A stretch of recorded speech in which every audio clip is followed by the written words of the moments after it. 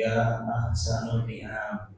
Asyhadu an la ilaha illallah wa asyhadu anna Muhammadan abduhu wa rasuluh. Allahumma sholli wa sallim ala sayyidina Muhammadin wa ala alihi wa ashabihi ajma'in, amma ba'd. Hadirin jamaah Masjid Al-Kautsar yang kami hormati, pertama mari kita senantiasa untuk bersyukur kepada Allah Subhanahu wa taala yang telah memberikan banyak kenikmatan kepada kita semua, sehingga kita pada malam hari ini pada sholat maghrib bisa dilanjutkan dengan tolak ini silaturahmi dengan cara mengikuti kajian pada malam hari ini. Mudah-mudahan ini menjadi wasilah bagi kita untuk kita bisa meraih kebahagiaan baik dunia maupun di akhirat nanti. Amin.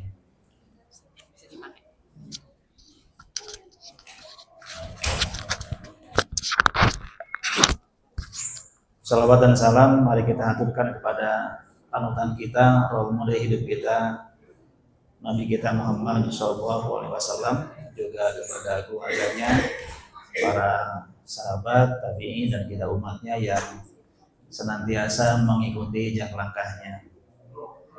Bapak Ibu yang kami hormati, mohon maaf kami pada malam hari ini mungkin baru pertama kali masuk ke Masjid Al-Kautsar ya.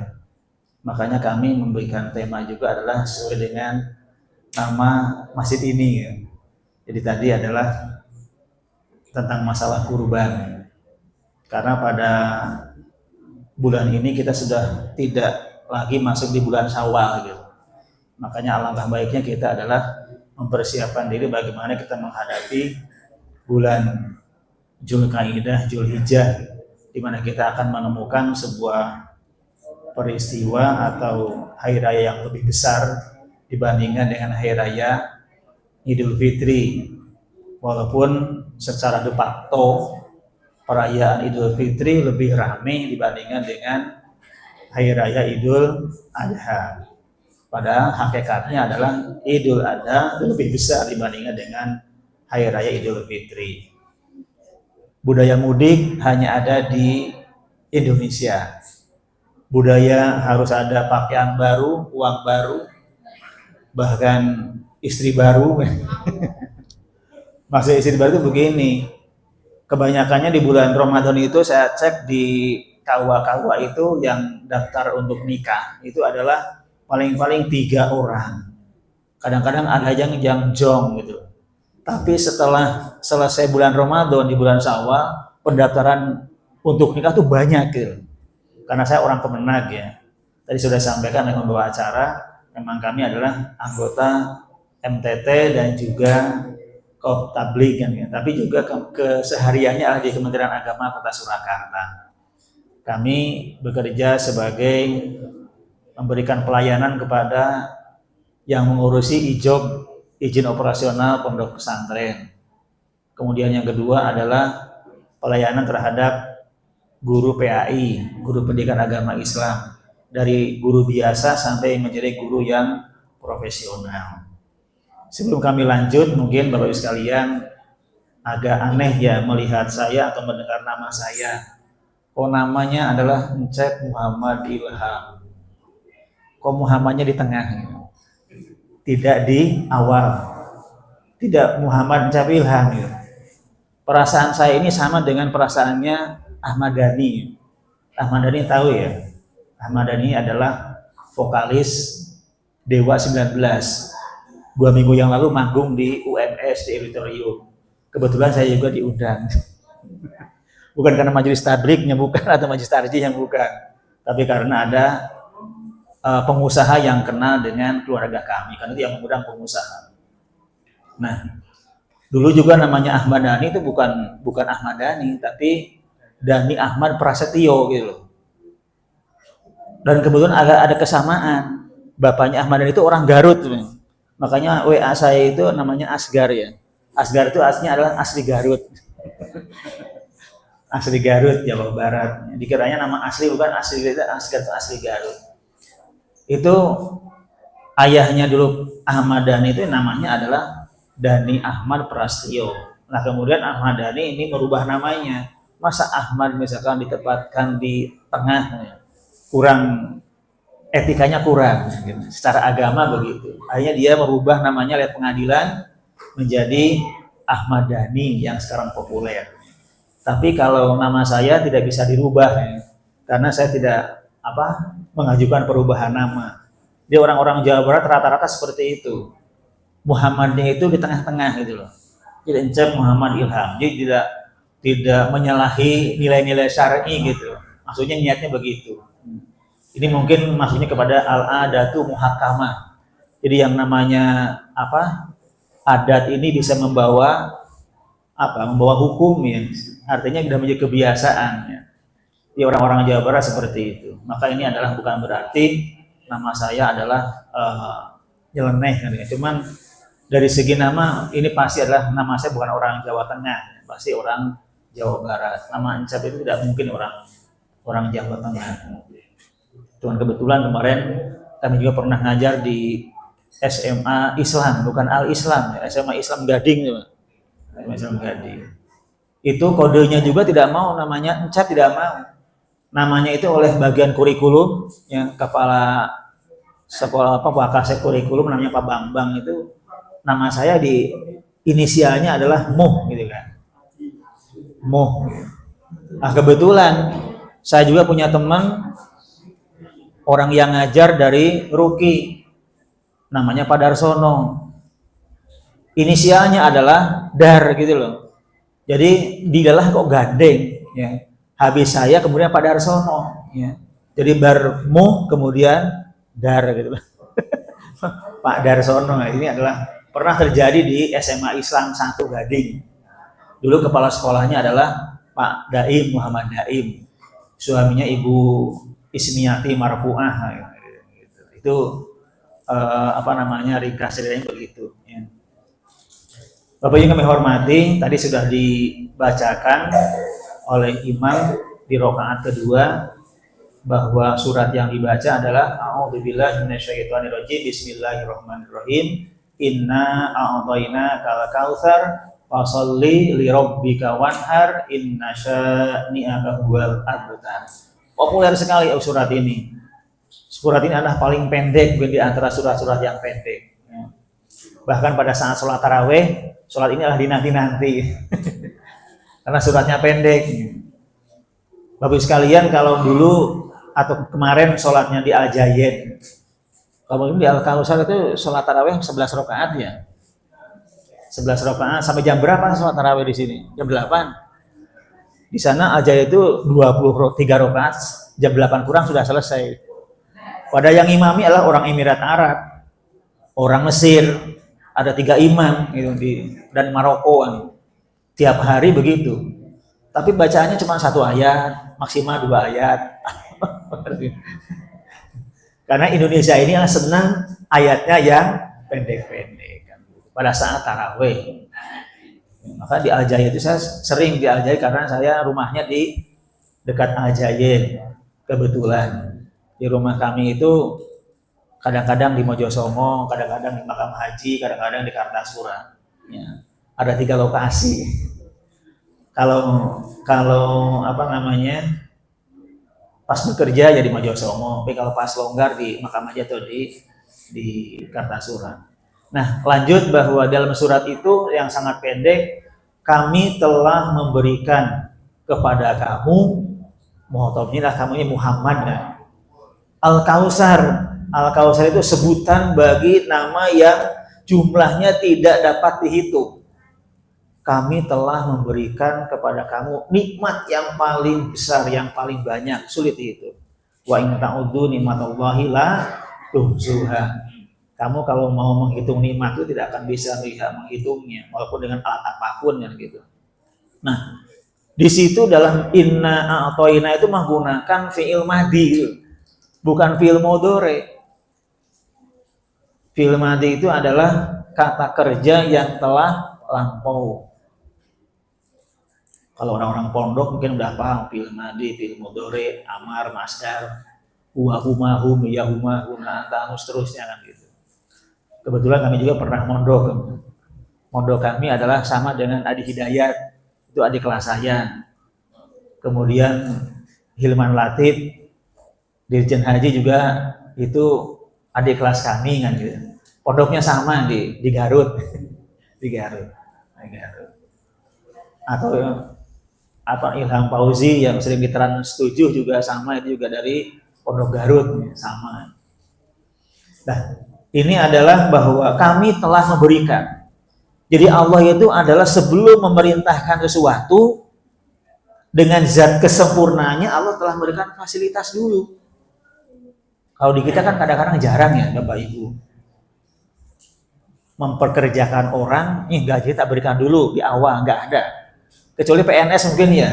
Kalau PNS biasanya masuk pertama gaji bulan sebelumnya sudah diberikan kan gitu. Tapi kalau masuk di sebuah perusahaan belum pernah ada terjadi masuk misalkan gajinya diberikan terlebih dahulu. Pasti di training dulu. Bahkan kadang-kadang 3 bulan baru diberikan gaji. Tapi kalau Allah tidak.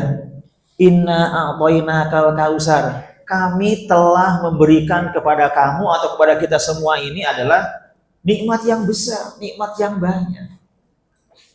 Baru setelah Allah memberikan perintah, fasolli li rabbika wanhar. Maka sholatlah kamu dan berkurbanlah kamu. Berarti kurban itu sebenarnya adalah tidak memberatkan kepada manusia. Nah sekarang kita kaji, nikmat itu yang telah diberikan oleh Allah kepada kita itu adalah apa saja. Sebagai wujud kesiapan kita menerima perintah kurban. Maka disebut dengan Al-Kautsar tadi. Banyak para mufassir mengatakan bahwa Al-Kautsar ini adalah sungai yang ada di surga nanti, atau nama surga bagi Nabi Muhammad. Nah kalau kita runtut beberapa kajian tafsir itu adalah nikmat-nikmat itu diantaranya adalah nikmat fitriyah. Mungkin ada nama yang bernama fitri ya. Nikmat fitriyah itu nikmat yang dasar, nikmat yang menjadi pondasi untuk nikmat-nikmat yang lainnya. Misalkan kita diberikan tubuh, ada fungsinya, itu adalah nikmat dasar. Akal bisa berpikir itu nikmat dasar. Kaki untuk melangkah nikmat dasar. Karena ada orang punya kaki tidak bisa dilangkahkan, berarti tidak ada nikmat fitriyahnya. Ada orang misalkan diberikan akal namun tidak guna untuk berpikir, malah digunakan untuk hal-hal yang lain, itu tidak punya nikmat dasar. Makanya nikmat fitriyah adalah nikmat yang paling asasi untuk bisa mengamalkan nikmat-nikmat yang lain. Nah, nikmat yang lainnya adalah apa? Nikmat ikhtiariyah. Nikmat ikhtiariyah itu adalah nikmat yang diusahakan. Adanya kenikmatan tersebut karena hasil usaha kita. Innallaha la yughayyiru ma biqaumin hatta yughayyiru ma bi anfusihim. Jadi Allah tidak akan bisa merubah nasib sebuah bangsa, sebuah negara, sebuah komunitas, sebuah masyarakat kalau pribadi tidak mau merubahnya. Maaf misalkan saya habis asar tadi persiapan ke sini itu olahraga dulu, Pak. Olahraga dulu. Saya kebetulan senang tenis meja, senang pingpong, senang jogging. Tadi setelah sholat subuh di Manahan, minimal ya 7 keliling lah kayak tawaf. Atau 5 keliling kayak rukun Islam. Seperti itu di Manahan. Tadi pagi dengan keluarga. Kemudian tadi sore habis asar sampai jam 4:30 kita pingpong. Agar apa? Agar itu namanya nikmat ikhtiariyah. Saya bisa merasakan nikmat badan sehat, bisa tidur nyenyak, bisa makan nikmat, bisa merasakan kebugaran karena diikhtiarkan dulu, diusahakan dulu. Jangan harap, maaf misalkan Bapak Ibu, kita bisa merasakan nikmat badan kita menjadi sehat kalau tanpa ada pengolahan tubuh. Terlepas dari permasalahan Ridwan Kamil ya, saya sangat senang terhadap pola hidupnya Ridwan Kamil.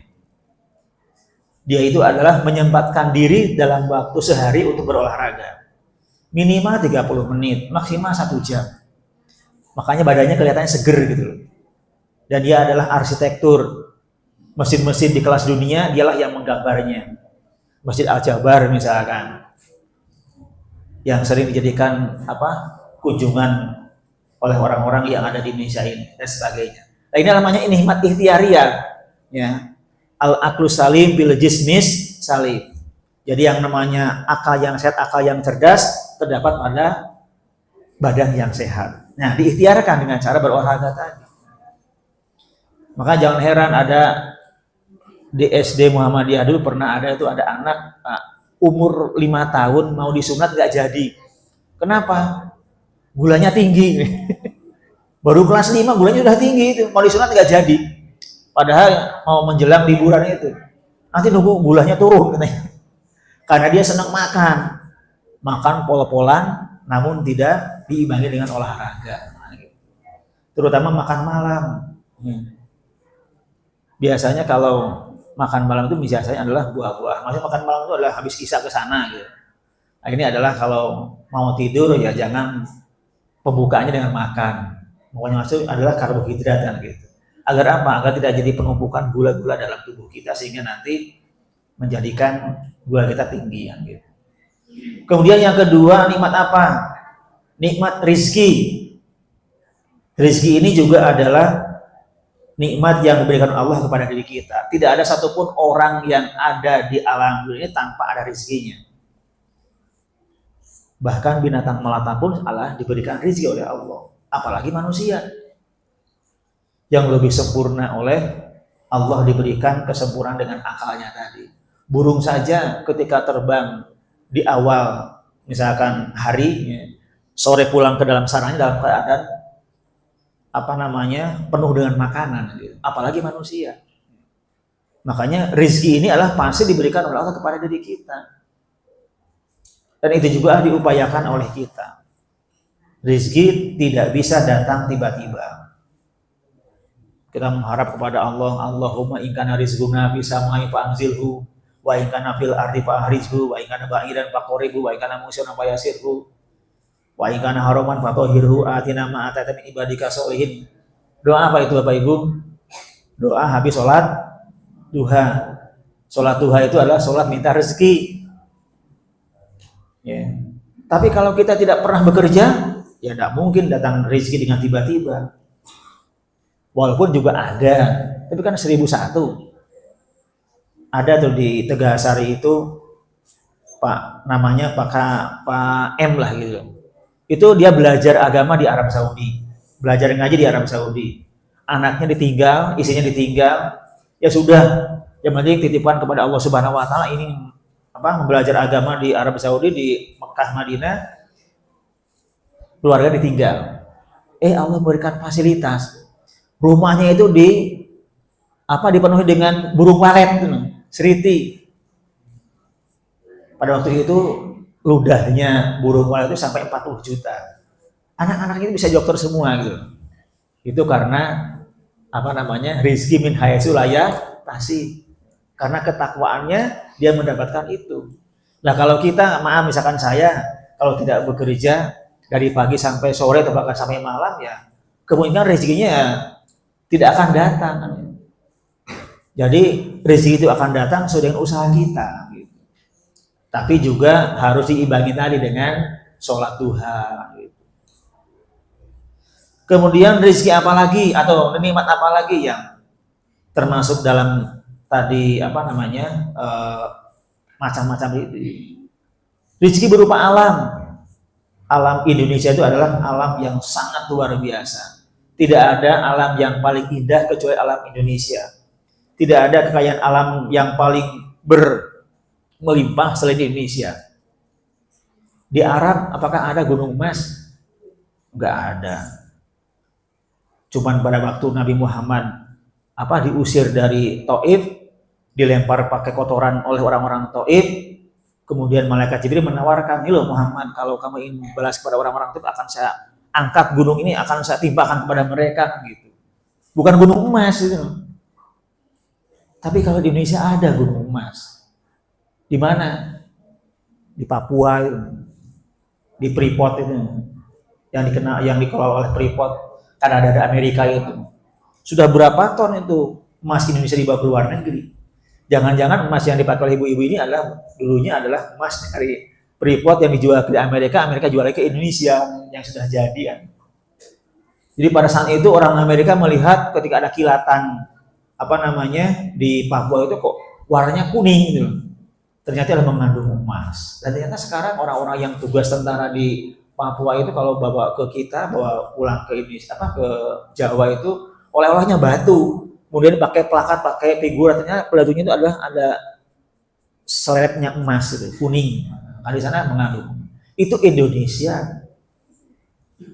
Makanya kata lagunya Gus Gus, tongkat batu jadi tanaman. Makan mangga, peloknya dilempar ke tanah, dalam waktu 2 minggu tumbuh tanaman baru kan. Itu Indonesia, saking suburnya. Ini nikmat alam yang tidak ada di negeri yang lain. Maka oleh karena itu, semua nikmat yang diberikan oleh Allah kepada diri kita, termasuk nikmat khalqiyah ya, nikmat penciptaan tubuh kita, ini tubuh kita yang paling sempurna di antara makhluk yang lain. Maka dikatakan dalam surat Atin, laqad khalaqnal insana fi ahsani taqwim, sebaik-baiknya bentuk, sebaik-baik yang makhluk, maka pakai isim tabdil itu. Ahsani kan, itu isim tabdil, sebaik-baiknya, tidak ada kata yang lebih baik selain itu, isim tabdil. Maka ini adalah sebagai wasilah perantara agar kita bisa melaksanakan yang namanya syariat kurban. Dan kurban ini adalah merupakan syariat yang paling tertua setua manusia diciptakan. Nah, kenapa dikatakan demikian? Karena syariat karena manusia yang pertama diciptakan kan Nabi Adam. Nabi Adam punya anak namanya adalah Iklima dan Qabil. Punya anak lagi yang namanya Labuda dengan Habil. Dilalah Iklima itu cantiknya luar biasa. Qabil juga tampan. Akhirnya Qabil ini adalah ingin menikahi kepada Iklima. Tapi Nabi Adam merencanakannya nyilang gitu loh.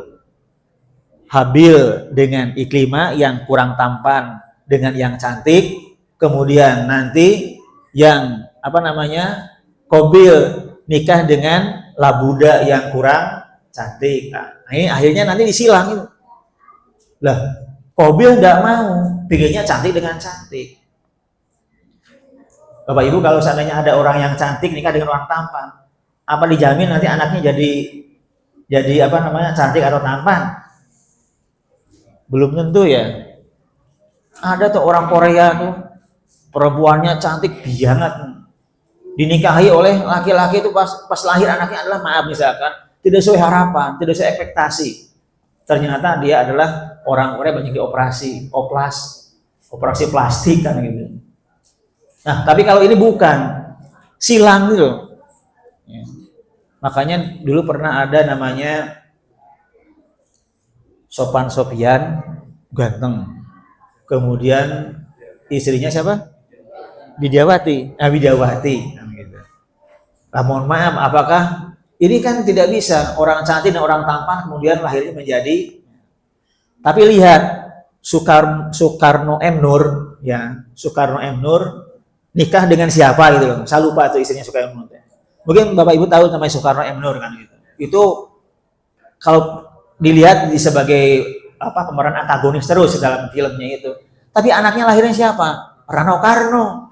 Ganteng kan gitu. Apalagi punya tai lalat di kanannya itu. Zaman dulu ada harapan jadi idola remaja. Buku-buku itu semuanya gambarnya Rano Karno kan gitu. Sekarang jadi gubernur Jawa Barat DKI. Setelah Rano Karno hilang, muncul namanya Ongki Alexander, pemeran catatan si Boy. Ya. Kenapa saya hafal? Banyak nonton. Lah, dulu namanya bukan Ongki Alexander sebenarnya itu. Karena sekolahnya di Boston ya di Amerika, kemudian dia namanya adalah Ongki Iskandar.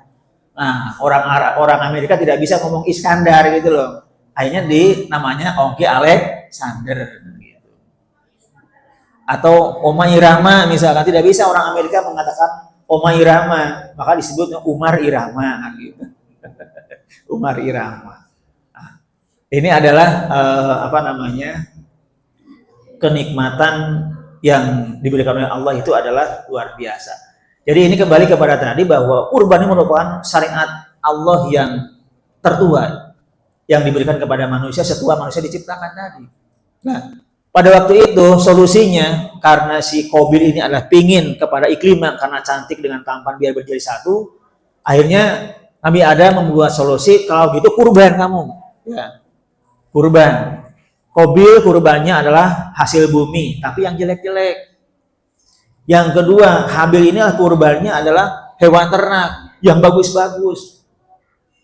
Ringkas cerita, kurban Habil lah yang diterima oleh Allah Subhanahu wa taala. Qabil sangat benci ya, karena keinginannya tidak tercapai. Maka akhirnya Qabil ini adalah membunuh kepada Habil. Itulah pembunuhan pertama kali yang terjadi di dunia, adalah peristiwa terbunuhnya Habil oleh Qabil.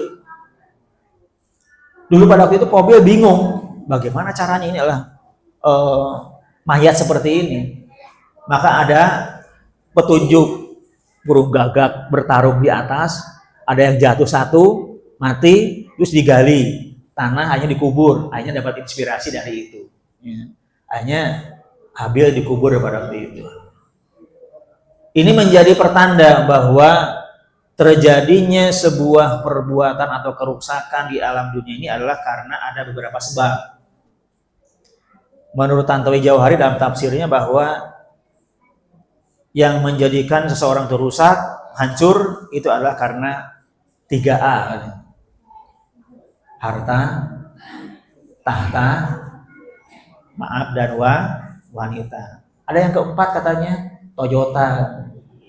Karena ada orang masuk Bui Sukamiskin, itu karena dulu memberikan hadiah Toyota Harrier. Tahu Sukamiskin Pak ya? Sukamiskin itu adalah ini penjara yang ada di Jawa Barat, namanya Sukamiskin. Jadi orang-orang Jawa Barat itu kadang-kadang mengidentikan tempat itu dengan nama. Jadi penjara namanya Sukamiskin, senang miskin gitu. Di Garut di tempat saya ada nama Marga Cinta. Tidak ada sekarang, sudah hilang namanya Marga Cinta itu. Diganti namanya Marga Lope. Kalau ada Marga Lope itu Marga Cinta di dekat apa namanya? Bagendi itu. Kalau orang Jawa Barat seperti itu kadang. Nah, kembali kepada tadi bahwa kurbannya si Habil inilah yang diterima Allah Subhanahu wa taala. Maka akhirnya muncullah tadi bahwa peristiwa kerusakan itu adalah kepada seorang karena 3 hal tadi. Yang pertama tadi adalah harta. Harta ini adalah diperankan oleh Habil dan Qabil ini kan gitu. Atau mungkin juga dengan karena masalah wanita tadi. Kemudian tahta ini diperankan oleh Iblis dengan Nabi Adam.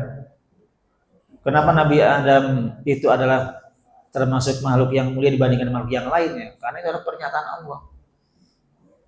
Wa idguna lil malaikati isjudu li Adam fasajadu illa iblis aba wastakbara kana minal kafirin. Hanya iblis yang menolak. Kenapa ia menolak? Khalaqtani min narin wa khalaqtahu min turab, gitu jawabannya iblis. Jadi yang namanya Adam itu hanya diciptakan dari tanah, sedangkan aku diciptakan dari api, tahtanya lebih tinggi kan. Tanah mana yang dijak-injak kan, api bulak-bulak kan. Tapi kan itu perintah Allah. Perintah Allah itu ya harus kita samina wa atau. Meskipun itu dalam pikiran kita adalah irasional. Seperti Umar bin Khattab ketika melihat orang-orang mencium Hajar Aswad. Umar bin Khattab kan terkena sangat dinamis pikirannya itu. Dia mengatakan, "Inni a'lamu annaka hajarun." Aku iso tahu bahwa kamu itu adalah batu. La yanfa'u wa la yadur, tidak memberikan manfaat juga tidak memberikan madarat. Apakah dengan dicium kemudian jadi orang mencium menjadi kaya? Kan tidak jadi. Atau karena tidak dicium kemudian menjadi miskin? Kan juga tidak. Tetapi Umar itu karena aku melihat Rasulullah mencium kamu, maka aku juga mencium kamu. Itu sebuah ketaatan yang totalitas gitu loh. Kalau sudah perintah Allah ya sudah laksanakan. Kalau sudah perintah Rasul ya sudah laksanakan. Itulah dalam beragama. Kayak kita maaf misalkan mau sholat isya, kemudian maaf kentutnya. Kentut kan tadi belakang, lah kenapa yang dibasuh muka? Enggak yang belakangnya. Kan irasional. Ya. Nah, itu karena perintah Allah, perintah Rasul. Ya. Nah ini adalah kembali kepada tadi bahwa yang masih ada kaitan dengan kurban, bahwa pada saat orang itu adalah hancur, ini adalah karena 3 hal tadi ya, gitu. Kemudian karena wanita tadi juga habil, kemudian juga karena harta juga adalah bisa juga dengan Nabi Adam juga begitu. Maka mari kita mensyukuri nikmat yang ada ini untuk persiapan kita masuk kepada ibadah kurban tadi. Jadi Allah itu tidak mungkin memberikan sebuah syariat, sebuah perintah kalau kita belum siap untuk bisa melakukannya. Makanya teori untuk bisa melaksanakan ibadah kurban itu banyak. Kalau kami di Masjid Baitur Rahim ya mungkin seperti tadi disampaikan adalah dengan cara menabung. Jadi diberikan kartu iuran kurban. Sama ya, alhamdulillah seperti itu. Jadi pada waktu hari H-nya itu sudah longgar. Kalau kami mungkin karena kami PNS ya, jadi kurban itu ada nanti nunggu gaji 13. Baru ada gaji 13 baru itu adalah kurban. Kalau memang gaji 13-nya tidak bersamaan dengan hari hanya kurban, ya minjam dulu kan gitu. Minjam dulu kemana, yang penting bisa kurban. Maaf misalkan saya mewajibkan diri untuk berkurban sebelum PNS.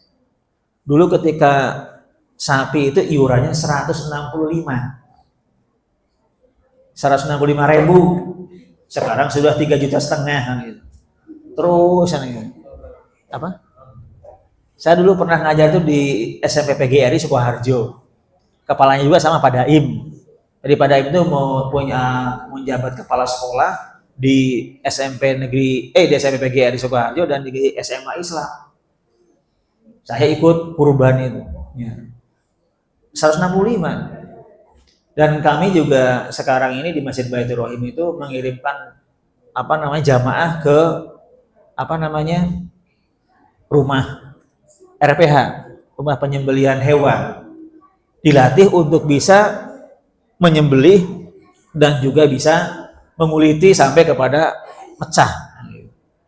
Dan kami tidak menggunakan jasa jagal. Agar apa? Untuk bisa mengurangi biaya operasional. Jadi operasional oleh jamaah. Kemudian juga untuk bisa meningkatkan kualitas sapi. Jadi kalau uyuran 3,5 juta memang untuk sapi tok gitu loh. Tidak untuk juga operasional. Jadi akhirnya bisa milih sapi yang lebih berkualitas, lebih besar karena operasional sudah diurus oleh takmir masjid. Ya. Itu kurusan di RPH kemarin. Kebetulan juga kami adalah di kantor juga sebagai Satgas Halal ya. Satgas Halal ini adalah tugasnya bagaimana para pelaku usaha ini harus memiliki sertifikat halal. Ya. Seperti ini kan belum ada sertifikat halalnya, maka bisa komunikasi dengan kami untuk bisa mendapat sertifikat halal. Jadi dinyatakan halalnya sebuah produk makanan atau minuman itu kalau sudah ada nomor sertifikatnya. Lah bagaimana yang belum? Bukan berarti makanannya adalah haram, tapi ya belum dinyatakan ini adalah halal gitu. Jadi yang namanya pembedanya halal dengan tidak halal itu adalah adanya sertifikat. Karena dalam Undang-Undang Nomor 33 Tahun 2014 bahwa negara menjamin kepada masyarakat Indonesia bahwa setiap barang yang beredar diperdagangkan di wilayah Indonesia adalah harus dibuktikan dijamin kehalalannya. terutama Surakarta. Surakarta ini kan banyak orang-orang yang datang ke Surakarta, maka hotel itu ada restorannya restoran halal, sudah ada bersertifikat, dibagi dua. Kemudian restoran-restoran juga sudah ada sertifikat halal. Jadi Bapak Ibu sekalian kalau masuk ke sebuah restoran juga harus bisa mengecek nomor ID-nya. ID itu adalah Indonesia halal, itu digitnya ada sekian nomor kan gitu. Bisa dipakai HP, bisa cek kehalalan. Maka ini adalah untuk menjaga. Nah, begitu juga kurban nanti, penyembelihnya adalah harus bersertifikat juleha. Ya. Juleha itu adalah juru penyembelih halal. Itu juleha. Ya. Sehingga tidak terjadi penyembelihan pada saat kurban itu adalah kesalahan. Saya pernah lihat ada orang menyembelih kambing itu, ya, sek. Wah, nggak bisa ini, nggak bisa tedas itunya. Goloknya itu, dan dilepas itu loh. Waduh, yang dilepas itu ganti pisau baru bisa. Wah, itu kan bahaya itu.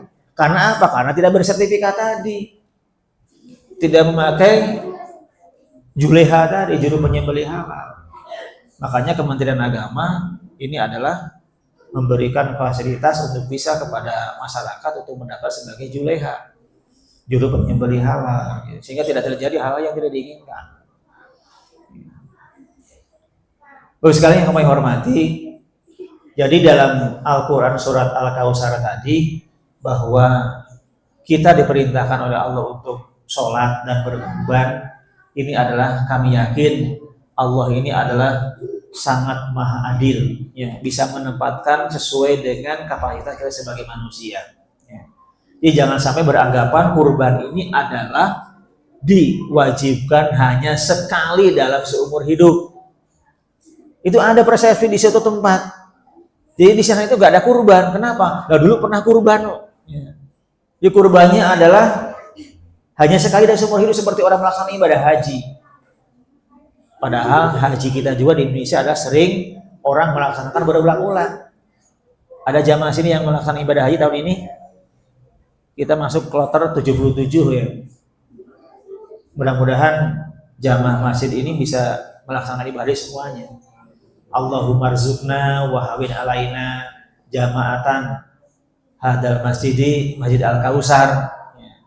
Bisa ziaratan Makkahal Mukarramah wal Madinatul Munawwarah di adail haji wal umrati wal ziyaratin Nabi Muhammad sallallahu alaihi wasallam fi hadal ami wa kulli amin marotan pada marotan eka manotin pada karotin bi amnika bi fadlika bi ridhoka innaka ala kulli syai'in qadir.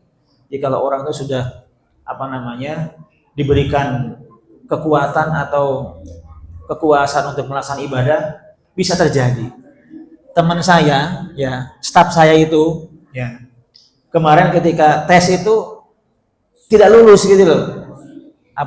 Untuk melaksanakan tugas di Arab Saudi. Menjelang 2 minggu selesai, dia di WA bahwa dia disuruh berangkat ke Tanah Suci. 2 minggu, Pak. Itu adalah ya seperti doa tadi. Bi'aunika, bifadlika, biridoka, innaka ala kulli syai'in qadir. Padahal orang-orang yang daftar haji sudah sampai 20 tahun belum berangkat kan gitu. Tapi ini petugas ya Pak, bukan menyalahi aturan, enggak, ini karena kemarin itu adalah dari pemerintah adalah ada penambahan kuota, kemudian akhirnya menjadi tambah juga petugasnya. Nah, staf saya ini ada berangkat 2 minggu sudah menyelesaikan administrasi kan gitu. Nah, ini adalah bahwa ibadah haji ini memang menjadi tamu Allah kadang-kadang tiba-tiba. Saya dulu juga ketika nonton tukang kubur bisa naik haji, dulu nggak percaya. Ya. Wah, tukang kubur bisa naik haji. Kan di Jawa Barat banyak orang yang tukang bubur ayam gitu loh. Saya pada waktu itu di Semarang, pada saat pulang mau ke Semarang itu dibel sama salah seorang direktur di Rumah Sakit Muwardi. Pak Ilham, besok ke rumah saya ya. Oh iya Pak, ya. Karena saya ngajar di rumahnya dia gitu loh. Ternyata sampai rumahnya dia itu saya diberi uang, Pak tolong bikinkan paspor ya, kita berangkat ke sana. Pak. habis nonton kubur tukang kubur bisa naik haji itu, saya nggak percaya gitu. Saya dibuktikan oleh Allah Subhanahu Wa Taala. Saya dipanggil itu oleh dokter tadi, suruh bikin paspor, 2 minggu berangkat gitu. Itulah kekuasaan Allah Subhanahu Wa Taala. Jadi makanya kita senantiasa berdoa kepada Allah Subhanahu Wa Taala, meskipun antrian ibadah haji ini adalah sampai 30 tahun gitu. Jadi kalau maaf ini kan saya bareng istri saya, jadi saya daftarkan bulan Juli kan gitu.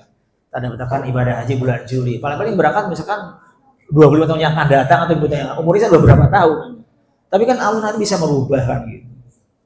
Merubah. Makanya jangan sampai nih kita menganggap bahwa syariat Allah itu memberatkan, tidak.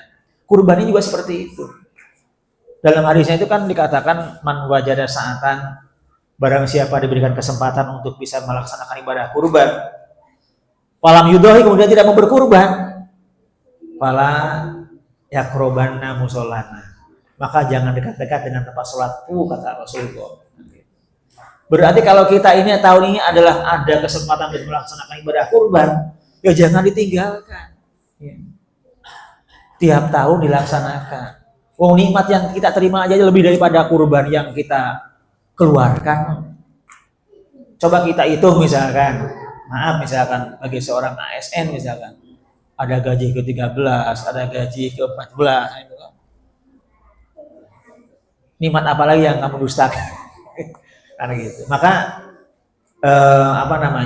bersyukurlah gitu dengan apa yang telah diberikan oleh Allah Subhanahu Wa Taala dengan cara melaksanakan kurban tadi. Jadi insya Allah kurban itu sebenarnya adalah tidak memberatkan dan tidak dianggap itu adalah seumur hidup sekali. Tapi adalah kalau man wajada sa'atan, barang siapa yang diberikan kelonggaran pada waktu itu pada tahun ini 1446 Hijriah, maka jangan ditunda-tunda untuk berkurban. Kalau Allah mencabut nikmatnya yang ada dalam diri kita dalam sekejap ini adalah akan hilang.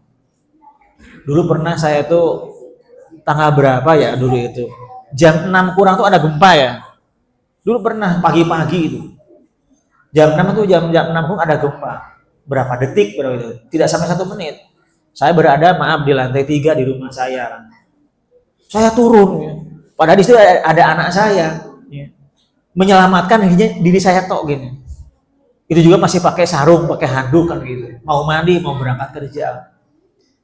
Intinya adalah gempa sekian detik itu bisa merubah sikap seseorang. Yang dipikirkan adalah hanya diri kita, bukan terhadap harta kita. Harta kita ditinggalkan, anak kita ditinggalkan, istri kita ditinggalkan, yang selamat oleh kita. Maka jangan sampai kita la tulhikum amwalukum wala auladukum an dzikrillah. Ada kan di situ ayatnya itu, laula akhoratani ila ajalin qarib fa asaddaqu wa akum minasolihin. Ya Allah, jika Engkau menangguhkan nyawa kami, kematian kami hanya sesaat saja, maka fa asaddaqu, aku akan bersedekah, akan kami keluarkan semua harta itu, wa akum minasolihin, dan aku menjadi orang-orang yang saleh. Tapi apa ada sebuah cerita kalau orang sudah keadaan sakaratul maut nyawa kembali lagi? Tidak ada. Fir'aun saja yang dikatakan orang kuat, orang hebat, otot kawat balung kayak Gatot Kaca, Fir'aun itu. Bahkan yang namanya Fir'aun itu wahing aja belum pernah ceritanya begitu, saking sehatnya gitu. Makanya dia mengatakan ana rabbukumul a'la, saya adalah Tuhan yang paling tinggi, mengatasnamakan sebagai Tuhan kepada masyarakat di Mesir itu. Pada saat tenggelam di Laut Merah, dia mengatakan amantu bi rabbi Musa, aku percaya, aku beriman kepada Tuhannya Nabi Musa. Lah, kalau tobatnya dalam keadaan seperti itu, diterima apa tidak? Enggak ada artinya. Makanya la tulhikum amwaluhum, jangan kamu terabaikan harta kamu karena anak kamu. Anak kamu pinginnya iPhone, kemudian dibelikan. iPhone 9 juta dibelikan, iPhone 10 juta dibelikan. Kurban, saya tanya, belum pernah kurban kan? Seperti itu. Kemudian nikmatnya bagaimana kalau begitu? Nah, oleh karena itu, Bapak sekalian, sekali lagi, mari kita hidupkan syariat ibadah ini oleh kita sehingga kita akan menjadi orang-orang yang la azidannakum, orang yang akan ditambah kenikmatannya oleh Allah karena laing syakartum, karena kita bersyukur dengan cara melaksanakan ibadah kurban tadi. Mudah-mudahan kita termasuk kelompok orang-orang yang mendekatkan diri kepada Allah sehingga kita bisa menjadi orang-orang yang betul-betul bertakwa kepada Allah Subhanahu wa taala. Orang-orang yang punya kemampuan lebih itu adalah sekarang sudah persiapan untuk melaksanakan ibadah yang lebih hebat lagi, itu di Mekah Al-Mukarramah dan Madinatul Munawwarah untuk melaksanakan ibadah haji, dan kita orang yang ada di sini melaksanakan ibadah kurban. Assalamualaikum warahmatullahi wabarakatuh. Gitu.